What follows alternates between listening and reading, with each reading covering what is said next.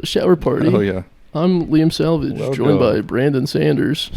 It's me. You can check out. I got a room now. Can you send I've us got a the cat Zillow over listing? here. I'm really only worried about the Zillow listing of Got a wherever cat you're over living here. right now. I don't care about the cat. I want to know Why? Zillow listing. I want to know how many square footage, beds, baths. Can we talk about the cat? Can we talk about the cat for I'm a second? really just interested in Zillow right now. I kind of want to see what the property's valued at and square. So he was a the stray, acres. and he's got a tumor on his neck, and he is not long for this world at all. Look at how cute he is. How old is the cat? Look at him. I don't know. Probably like old as fuck. Probably like this many. That's my guess. There's a lot of years. He's got a lot of years under his belt. Look at his face. Yes, sir. Yes, sir. You gave me you're the previous owners of the place that you're renting right now.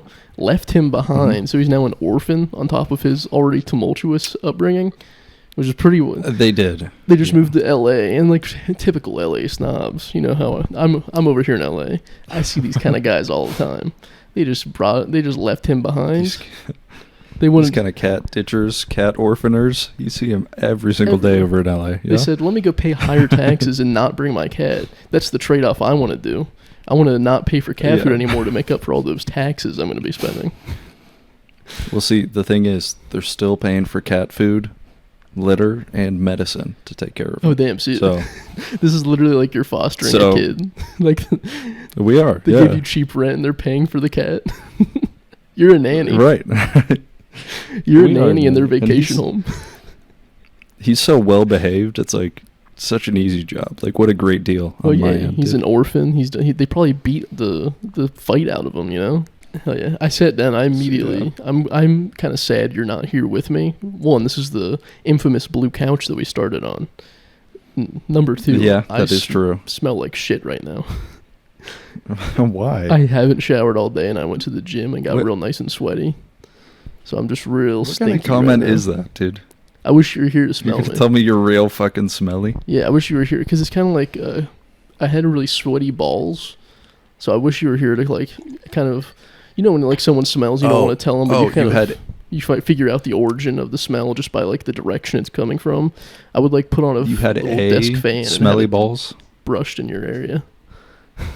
You just said to me you have a smelly balls. Yeah.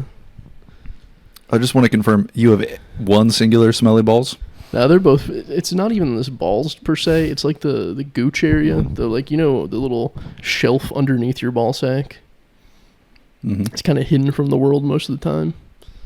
That's kind of what's really that smelling. gets stanked up, brother. Yeah, especially when That you shit have gets giant crazy balls when you like start me. sweating. Yeah, Yeah, the big balls do. That does not make it any better. I'll tell you what. I do have very average ball sack. Very like No, I've run got of the like mill. But pebble balls, dude. I've got pebble balls. They still Nice. stink to high heaven. I'll tell you what. No, I actually have pretty big balls. I think that's the problem. Mine are very average balls. The penis is way Yeah. too small, but the average balls. Penis minuscule balls. Everything Pretty good. My whole body's pretty average. Then you get to the penis, and you're like, "Whoa, God didn't want you to be the perfectly average man, I guess." Yeah. The thing about my penis is, to a That's Smurf, it way would look too small to gigantic. be average. If I got one of those little guys to be sexually Hell attracted yeah. to me, they would be like, "Oh my God, Liam, you're giant cock." Smurfette. Stop. Not Smurfette, bro. Maybe Papa He Smurf said- can join in. If I got one of those little guys to be attracted to me, Trust me, it'd be pretty hard. We already have the racial barrier. You know? it's like It's hard for me to like get into their culture when they're all blue and I'm white over here. right. But really, I just want to their come all only over human Papa Smurf's interaction- face. Okay. Their only interaction has been with what the fuck's his name? Gilgamesh? Yeah. Something like that. The bad guy in Which there. is- So it's like they'd see you and you're like a saint. You're an angel, dude. You've been sent from heaven to protect them. It is pretty funny that they have Gilgamesh because they just made they're like, what's the scariest character we can have? Oh yeah, that's right, a Jew. That's all they did for Gilgamesh. If we're going, Fucked up. what do we want a villain, greedy little guy to be? Oh yeah, let's give him a giant. Oh shit, he's Jewish. Okay, yeah. And here's the thing: if like one single other human person was on the Smurfs' side, like they would just beat the shit out of Gilgamesh. Yeah. Is that his name? I'm gonna be sad if that's like. You might say they have a solution to all of these problems. Don't say that. Gilgamesh has been controlling the banks for too long. He's holding the Smurf bank hostage. It's Gargamel. Gargamel. Oh yeah. I think Gilgamesh is like a historical. Gilgamesh is more Jewish, by the way. In your mind, you even made it more Jewish. You're like, what is this guy? Oh yeah, that's right, Gilgamesh. They really did. They made him very Jewish for some reason. Yeah, it's wild. The Epic of Gilgamesh was composed by a scribe named Sin-Leki Unini in the Middle Babylon period. Just if you're curious. On the playground, just Babylonian myth. Calling him a ninny. You fucking ninny. Back to the Smurfs. I don't know if they have any special powers or anything, but when they turned 3D in that live-action movie, nothing got my rocks off more than just seeing Papa Smurf as a little blue guy in real life 3D. I put my 3D glasses out and watch that little guy walk around. Hold on, I think my Audacity stopped recording. Oh, really? Do you want to do anything about that, or are we just going to go with We can just go with the OBS one. That's all right. All right. On me, brother, on me. I guess, I don't know. Probably not. Yeah, it's fine. So yeah, he's a Jew, and the Smurfs hate him. Yeah. What do the Smurfs represent if Gargamel is the Jews? Probably the Christians or the Romans. Like, if we go back to biblical times, I think, probably any of the good guys, I'd say. Yeah, any of the good guys is what the Smurfs are, and they're just being constantly just fucked by... Berated and put down by the Jews. By Simon and Garfunkel. Simon and Gargamel. Yeah. I love their song Sound of Silence. Sorry, the smell of silence. Which really is a double end, because not only can Gargamel smell very well, but he also is not very good at being silent, because he's always schwitzing and complaining. He's always yapping. Yeah. Schwitzing. I wonder how humid it is in Smurf land. I wonder if he's always complaining about how hot it is outside.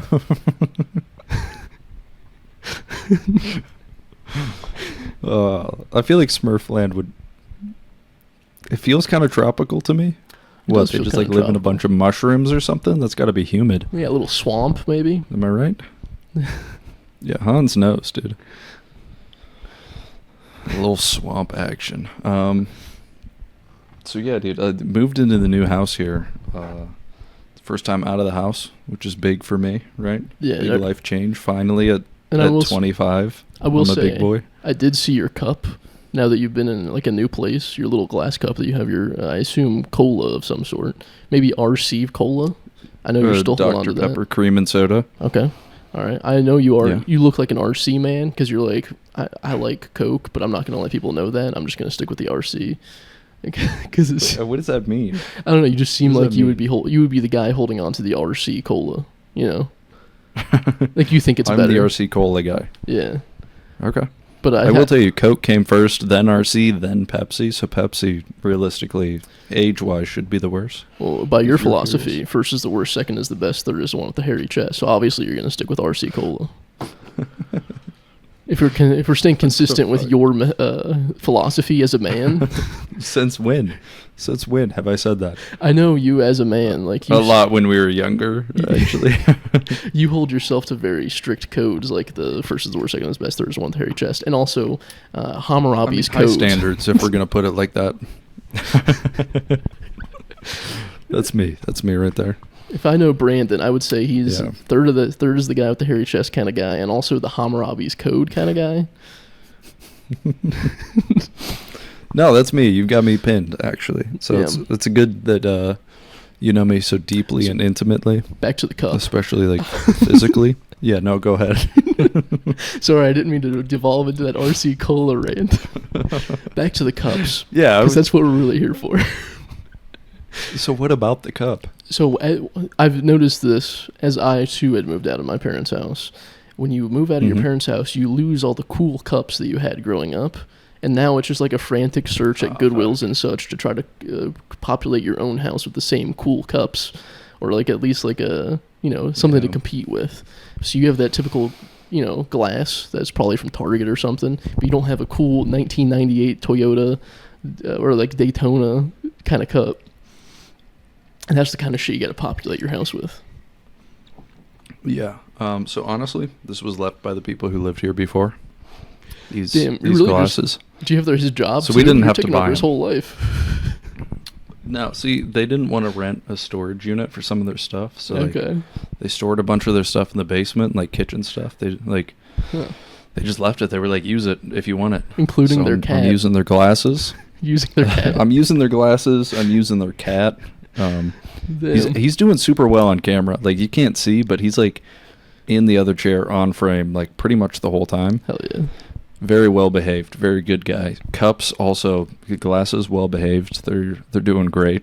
I'm feeling like this is great sipping strength. This is a Parasite type scenario. You lived in the basement for a while until you eventually killed the guy, took all of his stuff, and are now living his life.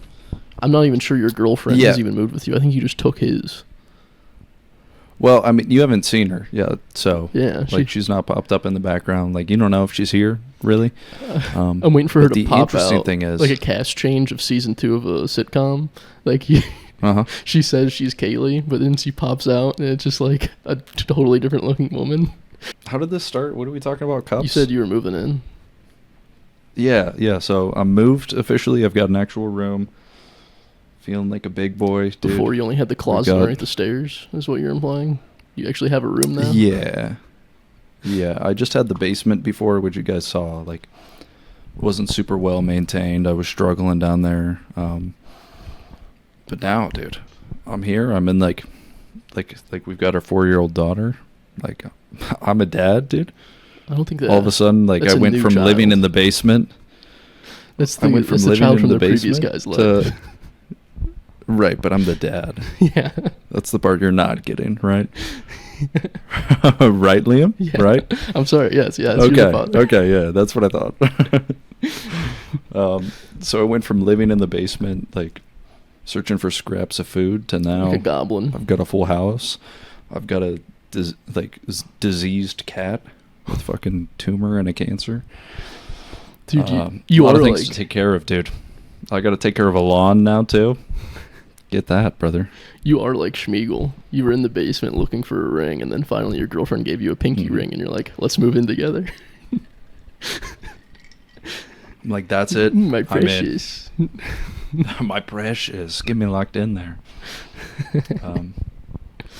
Yeah, full force. Like, I feel like we skipped like 7 steps, and now I've got 20 times more responsibilities. But I'm feeling good about it now. Now that you have to like mow a lawn, you should be like, because you also work nights. You should like, people usually do it like, when they get home from work or something. You should do it when you get home from work. I think your neighbors would appreciate that, because that way you can stagger your lawn mowing times so that not everybody's doing it at like 8 a.m. You're the one doing it at 2. You like signed up for the slot at 2 a.m. I think that'd be pretty sick. You want to stagger them? Yeah. Like, it makes everybody's life easier, if we're being real. Because if you have a stagger, they like hearing it constantly. You don't want all the noise at once. Then it gets too loud. If you like stagger it, then, you get like constant lower noise. I recommend that. So 2 a.m., you should probably get out there and start, weed whacking, blowing leaves. So here's the thing. We don't really like have any neighbors that are like super close by. Damn it. Like there's some forest on the one side of us, and then there's like a long drive that goes like way back. So there's nobody super close to us. Is it the church? I will tell you, I've got like a riding mower now. Oh yeah. So it was my first time using a riding mower, and like I felt like such a dad, such a G. Like mowing my own lawn out there, man. I was like, this is my grass to take care of right here. And then you got off. I fucking care now. I care, off the mower, actually. And you realize you accidentally mowed a swastika onto the lawn. You're like, ah, shit. The neighbors aren't going to like this. Wasn't that funny? I like that. Since when? Since when would I do that? Picture it. Just picture it, though. Wouldn't that be hilarious? No, let me think about it for a second. Let me think about it. Yeah, see? Just imagine you accidentally mow a swastika under the grass.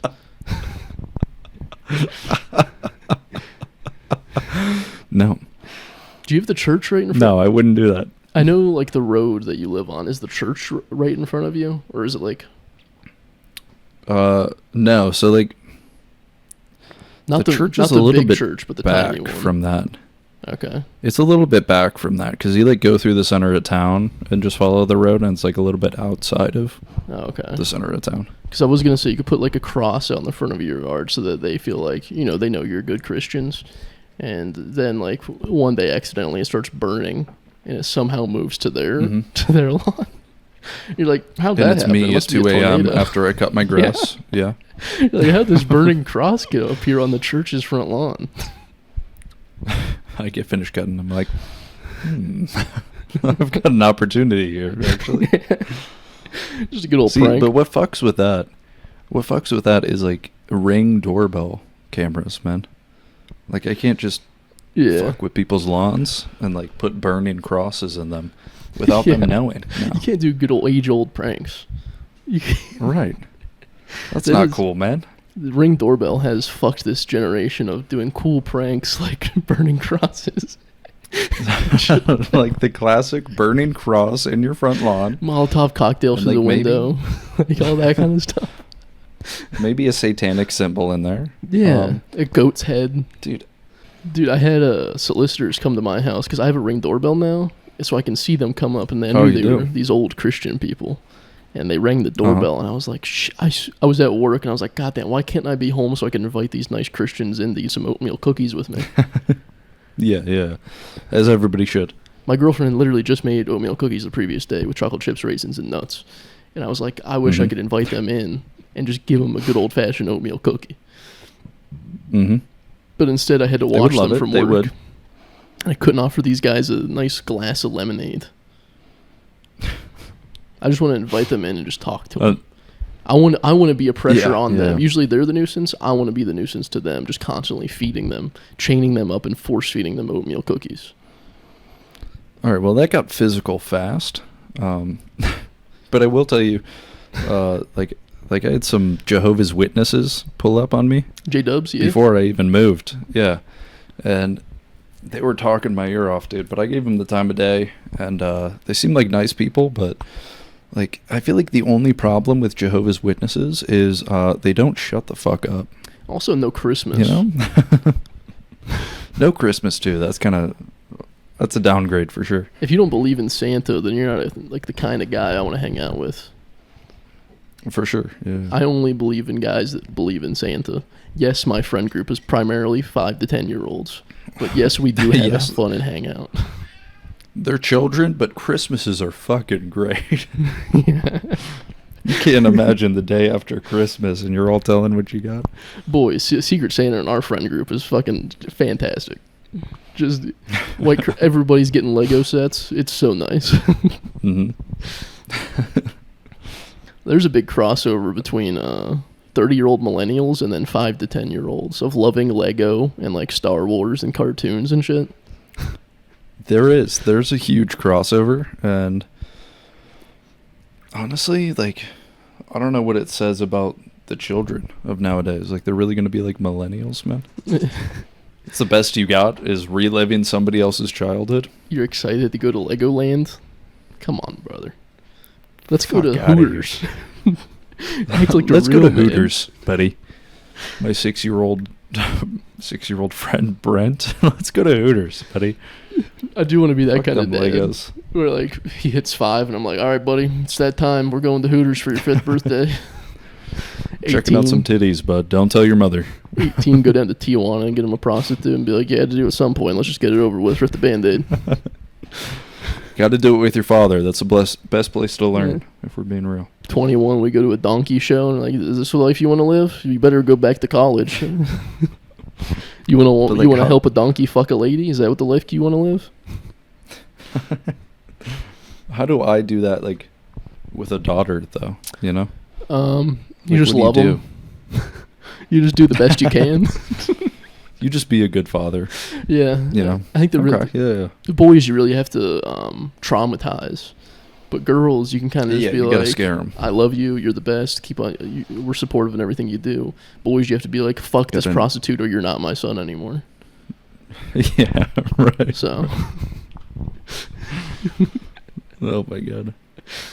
Can you give me 1 second to go piss?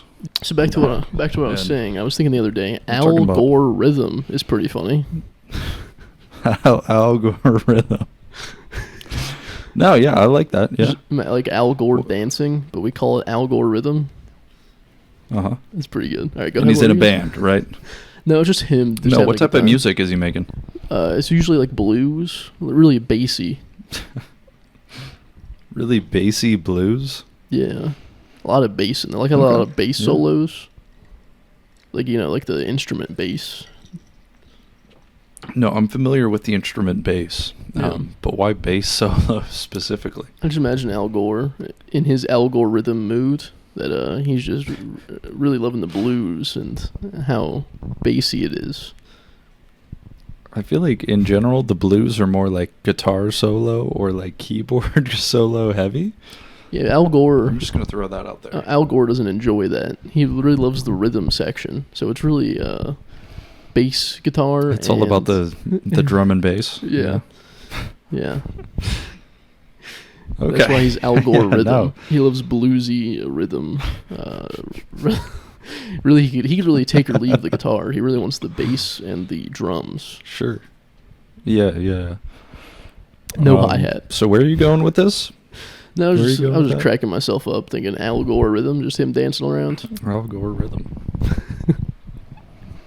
So, back to our taking sons to T1 to have sex with prostitutes at 18. Yeah. Do we want to get back on that? Yeah, so there's a lot of things. Like, I have like a bucket list for my future son. Like, things I want to take him to do. I want to take him to a baseball game and make sure he gets hit in the head. Like, those stories of guys that catch foul balls and it just like they're mentally disabled for the rest of their life. I want to try to replicate that. Oh, okay. Sure. Because not only would I get all the money from the LA Dodgers, I would also then have a cool son that I could hang out with for the rest of his life. For the rest of his life. Yeah. Okay, yeah. No, I'm with you on that. At first I thought it was going to be like he just plays baseball and you were hoping he got hit in the head. Just like being a player in the game. It's got to be an accident. I feel like that happens to everybody, like every baseball player. Yeah, that's how we met. You threw a ball at my head, and I said, Brant, what are you trying to do? Make me mentally disabled so my father has a buddy for the rest of my life? You said Brandon. Come on. Are you trying to make me retarded, bro? Yeah. That's what you said to me. And I couldn't believe you said that, if we're being honest. Yeah, like... Because that word 7 years is not old. cool, man. That word was not cool. And then your mom came over, and she was like, oh, my God.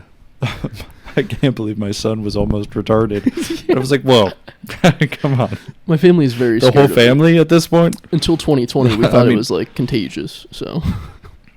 Yeah. And I could see where you got it from. It was like super normal for you guys, but I just want to make I want to make that clear. It's not cool to say that.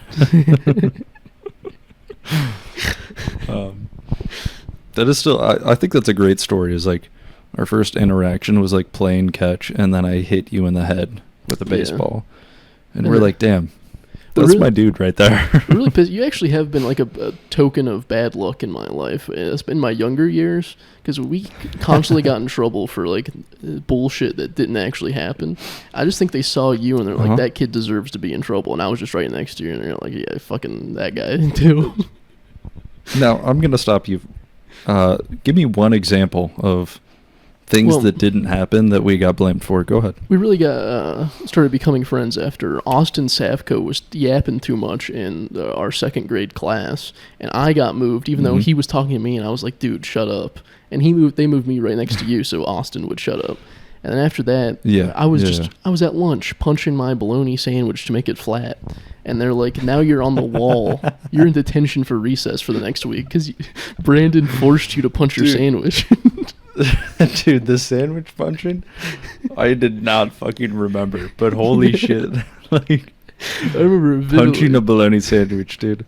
I remember that one recess bitch that, like, she tried to, like, put us back of the line or something. Yeah. Like, almost every day for a week, and we didn't do shit. We didn't. And we were so pissed. Bitch, what was her name? Oh. I could not tell you. Fuck. I'm going to find that bitch, and I'm going to make sure she has, like, a rough time in hospice. She's got to be really old by now. I'm going to find her and be like, oh, sorry, sweetie, you don't get to go to bingo night tonight. I saw you punch your sandwich.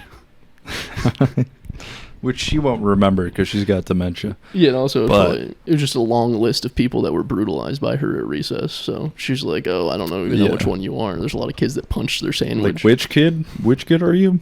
I've seen 1,000 sandwich punchers, buddy. You're not special.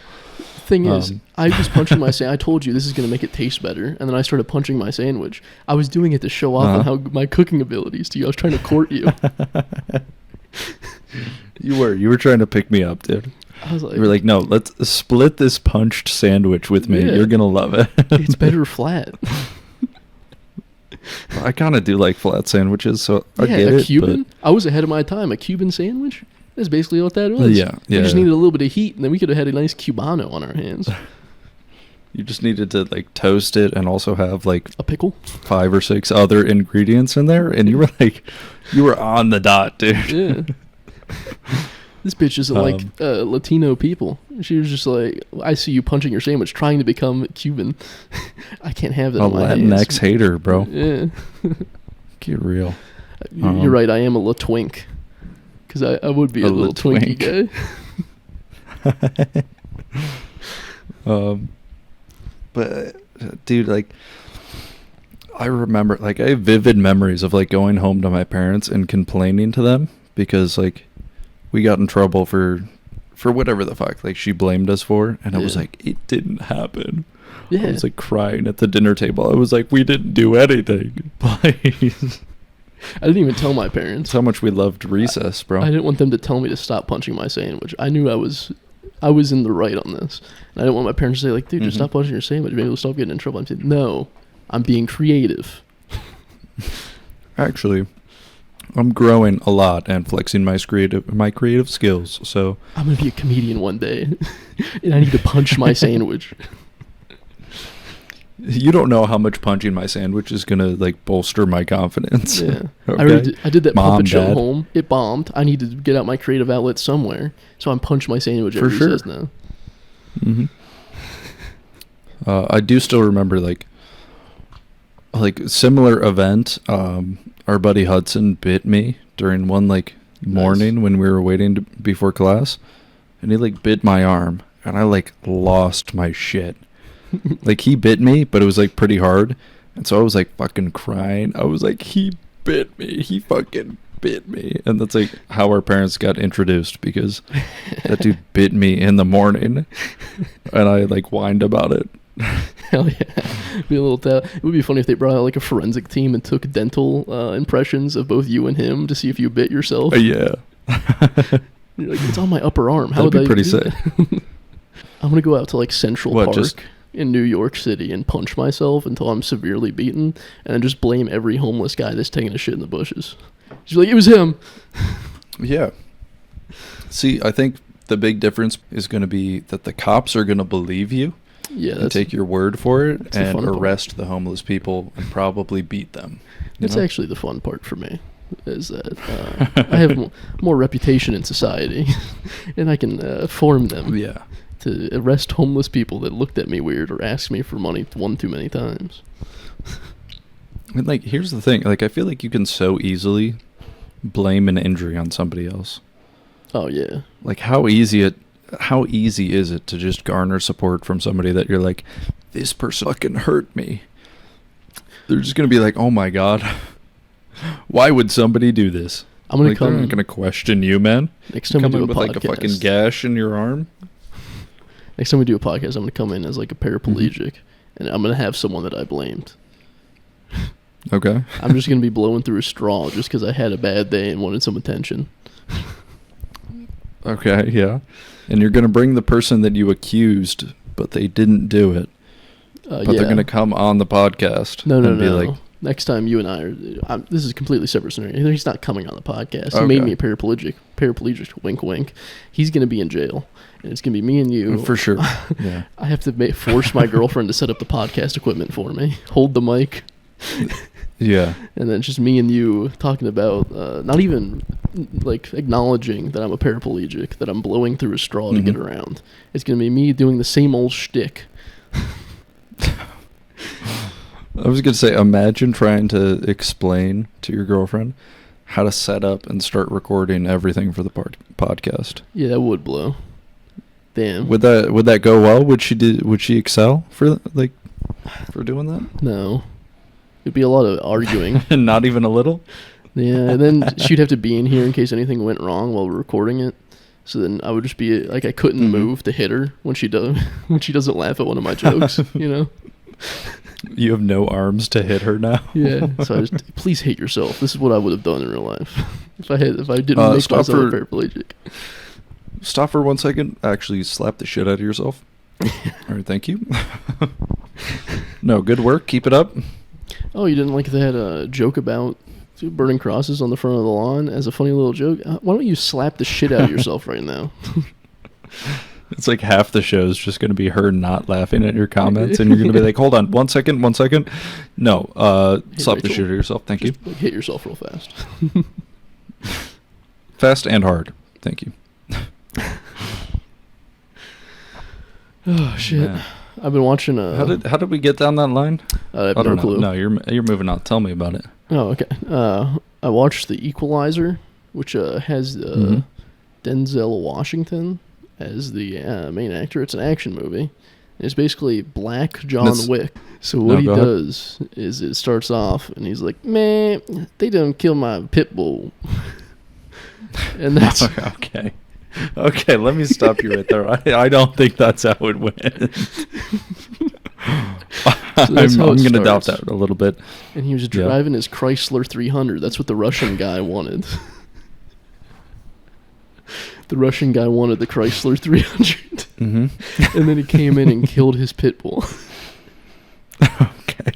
Okay, yeah. So then Denzel Washington equipped himself with a wife beater and his Tech 9, and he went and killed all the Russians.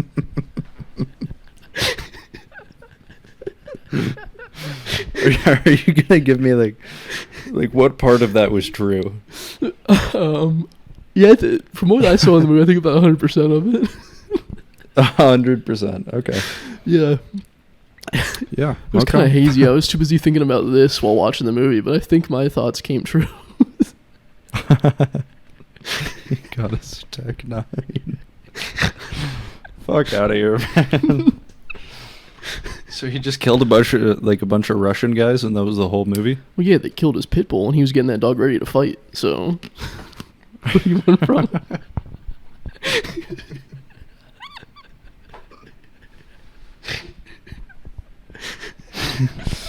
Holy shit! No, it actually was one of my favorite movies. Equalizer was a very good movie. Was it? Yeah, it was very good. Okay, so they actually killed his pit bull, and that was the storyline because he was getting revenge. Not at all. What? You said nothing that was true then. You said nothing true. Yeah, that was just my mind's eye. No, good for you, Liam. Thank you for lying to me throughout the whole thing. That was really nice of you. And once again, bird's eye view, you would look at me and think, this guy's racist. Shut the fuck up. Shut the fuck up before you start getting started on the bird's eye view bullshit. Shut the fuck up. No. No, we're not doing that. Okay, I won't say bird's eye. What was the plot? What was the plot? From an outside perspective, I might appear racist. But if you zoom into me during the movie, watching it, you'd be like, this guy really just enjoyed the movie and wants to deflect because he just can't handle his emotions. From a perspective that would be like quite true, in a sort of above orientation, as if I was flying with wings and I was a aviatory of some form. Yeah. It appears like, no, fuck your bird's eye, brother. Fuck your bird's eye. No, it was a pretty good movie. Good. So good. I'm glad it was a good movie. Here's the actual plot of the movie. So he went to CVS and he was getting some lean. But they were out of Jolly Ranchers. Yeah.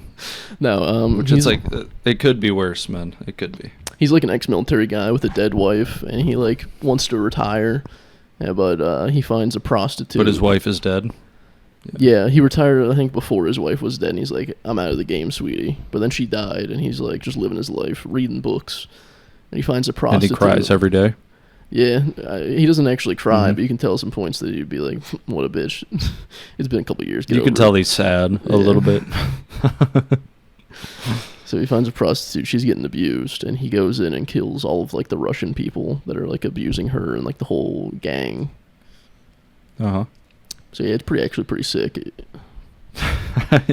It's pretty sick. He's saving a girl's life, but also it was just because she's hot and he wants to have sex with her. Yeah, that's how it ends. He says, no, really, how much is it for a night? He kills every single person that's like going after her. Well, the trick is how much for a night? The pimps were taking so much. How much do I have to pay this guy? It was like an unreasonable amount to pay for her for a night, and he was just like, damn, this is so expensive. What if I get rid of like all of the transactions? The 10% the pimp takes, the 10% the middleman takes. What if I get rid of all of that? Now it's 20% cheaper for a prostitute. What do you got up your sleeve? All right, fine. What do I have up my sleeve, man? Yeah. Nothing. Oh, fuck. It's just busy real life stuff, you know? Like what do I have going on? Like everything all at the same time, but it's like nothing exciting, right? Yeah. Is that like, have you felt that before?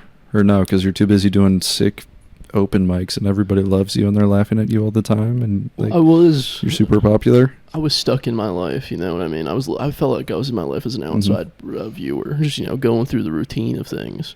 And then all of a sudden I found vape tricks. And I found that I'm very good at vape tricks and blowing O's. And that gave me purpose in my life. Yeah. Yeah, okay. Therapy's bullshit. All you need to do is vape. Just vape and do vape tricks. Your dad's gone. Yeah. Blow smoke so hard you form a body of him. Learn that trick. Learn to form the shape of him with your mouth. Yeah. It's an oddly sexual dad-related activity. It would have to come, like, it'd have to go dick out. That is the issue, is when you blow out the smoke. Is that? It would only make sense if you blew and, like, it formed his penis first and then his whole body.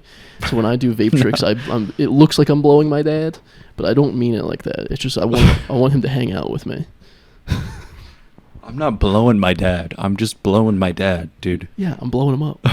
Come on. No, I didn't assume any penis first. I was assuming head or feet first. Oh, that would. And you would have to like mold your mouth as you're blowing. No, it wouldn't make anatomical sense. You can't form the full human shape with your mouth, like you would with a circle. You know, I have people do rings. I have a like a hyperbaric chamber where like there's no wind flow or anything. So really, like the smoke just lingers in the air, but I have to start with this penis. I want to get everything else correct. So what I'm learning is you always got to start with your dad's penis. Yeah, and I can't do clothes for some reason. I can only do him in his true form, naked. I can only vape trick my dad naked, dude. Yeah. Come on, it's not that weird. I'm not like a superior vape artist yet, where I can do like clothing. I can only do the... He's kind of ripped. Yeah. He's kind of ripped, dude. Why do you... do you hate looking at my dad? You think I'm ugly, too? It is kind of like the European depiction of my dad, like the Jesus European depiction of my dad. He's like... He is on a cross, and he is jacked. Yeah. He's jacked, like super toned, very small penis. That's how I think of my father figure, at least, is like peak male condition. Yeah, so that's about what if you want to get into like being happy in your life, you might want to try to do the same thing.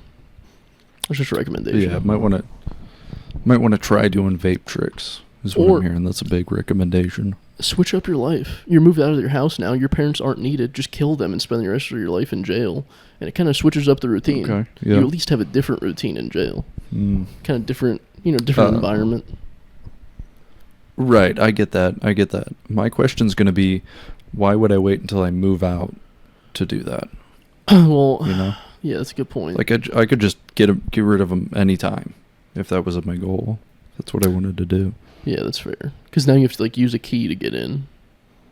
You know. Right, and it's like so much more obvious when I'm there. But if I'm sleeping there, they're like so much more unaware. Right. Well, you know the Unabomber. Yeah, he had one bomb on him. Yeah, he did like anthrax bombs, and you can just start doing that. Anthrax is like not, people don't do that anymore, but you can like bring it back. So just spice up your life somehow. Maybe a date night. Yeah, start doing date nights. I think I might start with a date night, and then I might unibomb my parents' house. But after that, I'm in between like a baseball game or like mini golf or like maybe a theater show. You know? Okay, yeah. See, there's not very much. What do you think I'm gonna want to do after blowing up my own parents' house? That is the issue. Like, if you start doing date night and that doesn't satisfy you, it's like change up your life, get a little, pizzazz. It is a very, like, the next step is to kill your parents. That's the issue. For real, yeah. It's like if you're not happy in your life, it's always their fault, has kill been them too. Right, and it's like I've never lived a life where it's like the point wasn't to kill my parents, and like, dude, I'm Oedipus, honestly. I want to fuck my mom. No.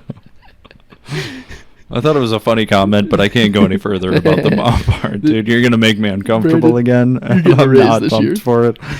We've gone so many episodes of you refusing to talk about your mom getting fucked and sucked and all that, and now you come on this episode and you're like, I want to fuck my mom. I'm gonna come on this episode. I'm going to come on this episode if you keep it up over there, dude.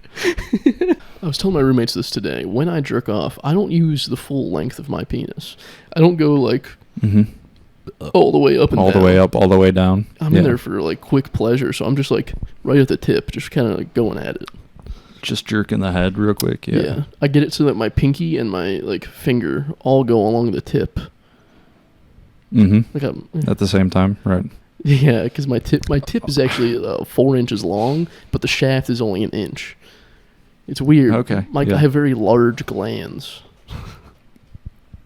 See, I'm not going to believe that 4 inch to 1 inch part, but I feel like every guy knows what you're talking about, dude. It's like if you're just trying to get the job done, it's like obviously you're just going to rub the shit out of the head real quick.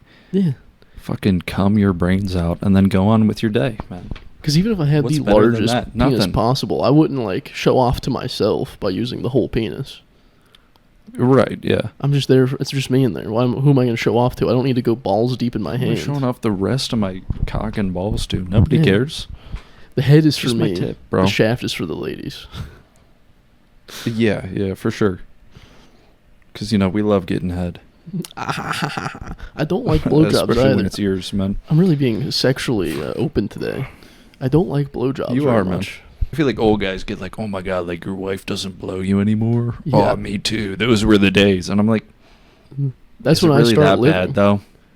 I don't think I'm living life until my wife stops giving me blowjobs. I'm unleashed then. I'm like, let's freed, just have man. sex.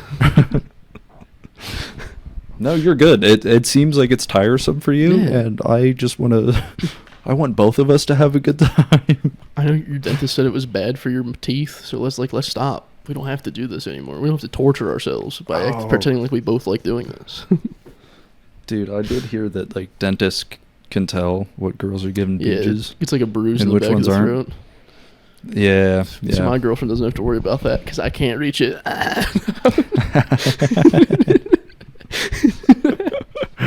Nice, dude. Fuck yeah. She can be good for you. A whore and no one will know because my penis is too small. Actually, I did read a magazine the other day at work. What was it? It was a bartender's magazine. Wait, let me guess. Don't tell me what the title was. Yeah. Was it Bartending for Gays? Because you're gay. Dude, yes. Dude. Because like I bartend sometimes and I'm also gay. I'm homosexual. How'd you get that? It was just a good guess. It was called Chilled and it had RC Paris Cola Hilton Weekly on the front, right? It was it was RC Cola, Royal Crown Cola Weekly. No, but my boss got it in the mail and she was like, here, do you want this? Like, she was like, I'm not going to read it. I was like, sure, yeah. And then I didn't bring it home for like a week straight, and I was sitting at work bored. So I started reading it, and it was like, dude, I haven't read a magazine in like years, but it was legitimately like maybe like 4 or 5 pages of articles and like 60 pages of ads. Damn. It was insane, dude.